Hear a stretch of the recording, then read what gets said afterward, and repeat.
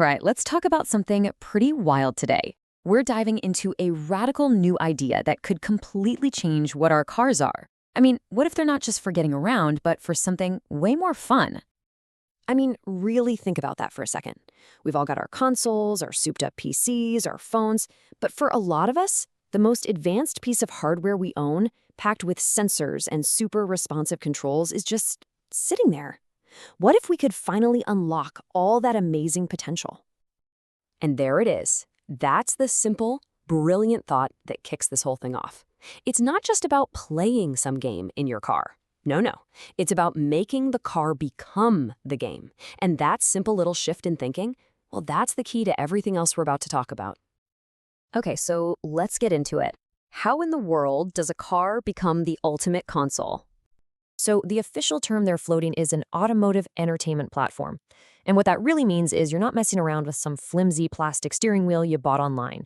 You're using the real deal, the actual weight of the pedals, the resistance in the steering wheel, the rumble in your seat. It is literally the most realistic, high-fidelity simulator you could ever dream of, because it is real.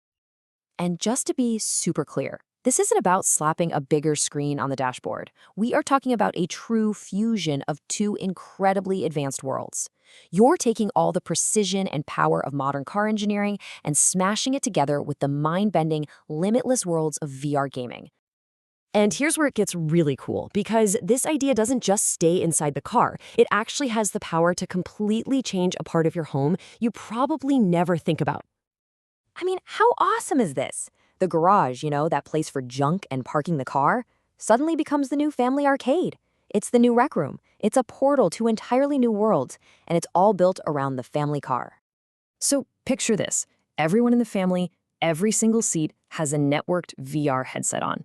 Maybe you're driving through some crazy fantasy world, and your kids in the back, well, as the source material puts it, they could be shooting at the aliens chasing our car. How cool is that? It turns gaming from a solo activity into this amazing, cooperative family adventure. So we've got the family covered inside the garage. But what happens when you take this idea out into the world? Well, that's when things get really big.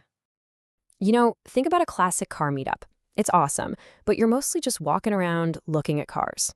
Now, imagine a meetup where instead of just looking, everyone links up their cars for virtual races or team missions right there in the parking lot. It takes these static events and makes them completely interactive and alive. And this just lays it all out, right?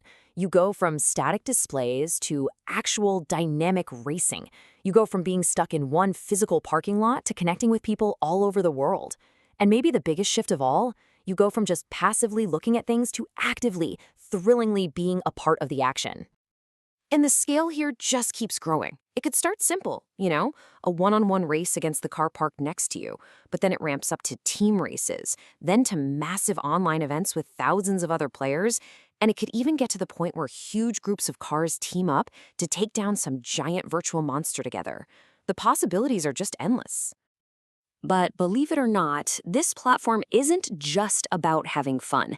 It actually has some very serious real-world applications that could completely change how we learn and how we compete.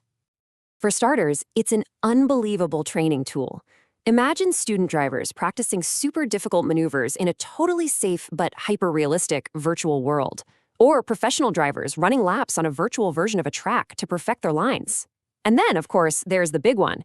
This could be the foundation for a whole new class of esports, one that actually requires real, physical driving skill. So, after we've looked at this from a personal level, a social level, and even a professional level, where does this road actually take us? What's the final destination here? Look, what this is all building towards is a complete redefinition of what a car is. It stops being just a tool that gets you from A to B. It becomes a platform, a dynamic space for connecting with people, for having these incredible entertainment experiences, and for building real-world skills. And that's really the big question I want to leave you with. When the journey itself can be a virtual adventure, when your destination can be a digital arena shared with friends, what does that do to our whole idea of the open road? It might just be that the open road is about to lead us to places we've never, ever imagined.